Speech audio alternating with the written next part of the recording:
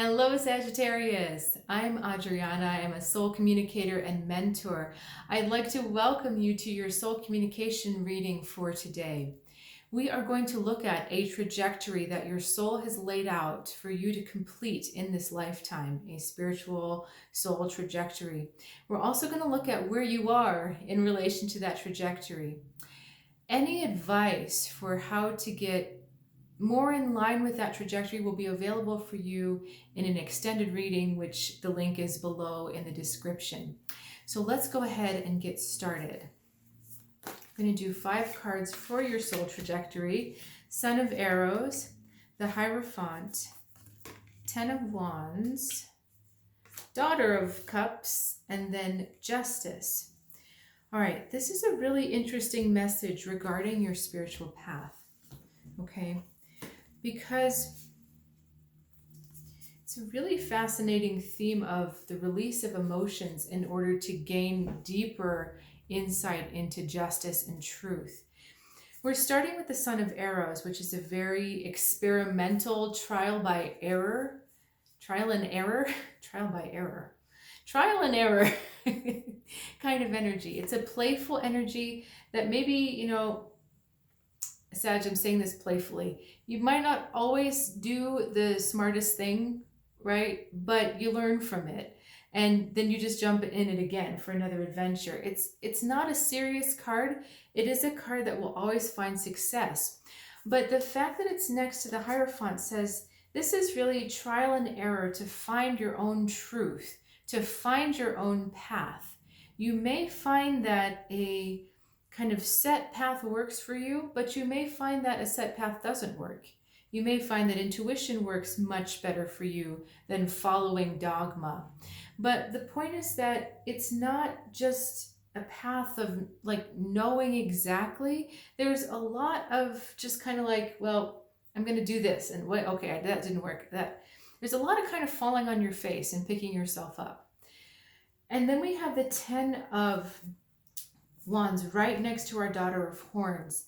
So what this card is saying that in the trial and error, as you're learning about these different paths, there's the idea that you're releasing emotions and you're releasing, as in detaching yourself from certain emotional ties that really weigh you down in this search of truth. So the search of truth for you in this particular trajectory that we're talking about also has to do with the truth of releasing relationships. More likely female relationships are Daughter of Horns here, okay? But it's the release of emotions and the release of feminine relationships with other women. Now that brings you to Justice. And what this means is that despite all the trial and error, despite all the crying, despite all the falling, eventually your soul finds the balance. It understands what the truth is. It understands what healthy relationships are and exactly the kinds of relationships you need. And you understand along the way that there have been extra pieces of wisdom that you've picked up, from your trial and error, from your own path, from realizing that your path is not limited by these relationships, especially the ones with other females, or just with females. It doesn't have to be other females.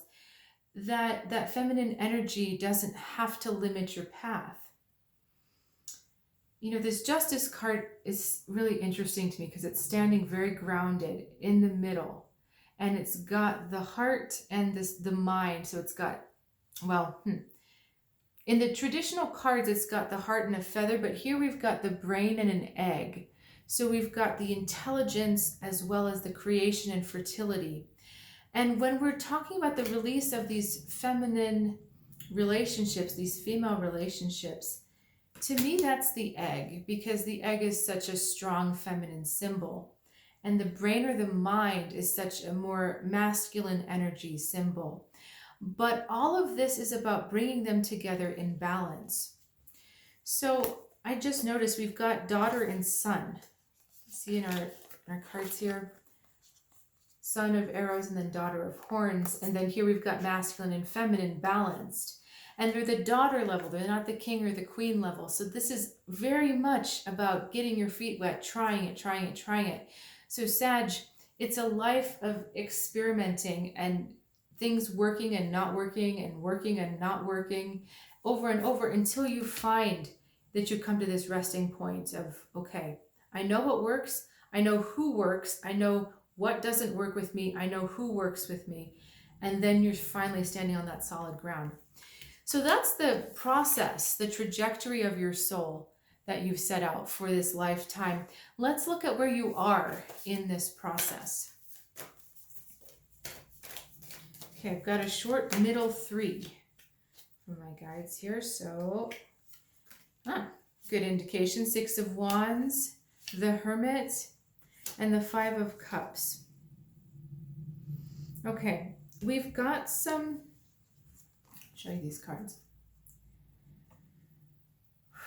There has definitely been a lot of personal success in the realm of your inner work, in the realm of your inner world. There has been a lot of learning, a lot of lessons that you've been able to distill and glean, especially relating to relationships, that orange chakra here, okay? Although they have been in relation to relationships, I also feel that, it's a funny sentence, relation to relationships, I also feel that these have been really more personal victories to really strengthen your personal power. We still have the perception of loss going on emotionally. When we were talking about letting go of these relationships with women or other feminine energy, that's a good thing on your path, but you're not seeing it as a good thing yet.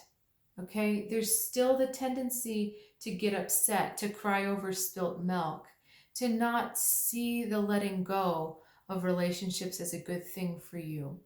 So what we're going to do is, in the extended reading, I'm going to start looking at what you can do to switch that perception for yourself so that you can really embrace your soul's path and come to this strong position of grounded balance much faster.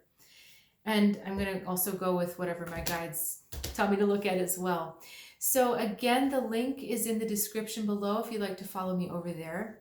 If not, Sag, it has been such a pleasure sharing this reading with you, and I look forward to doing more for you in the future.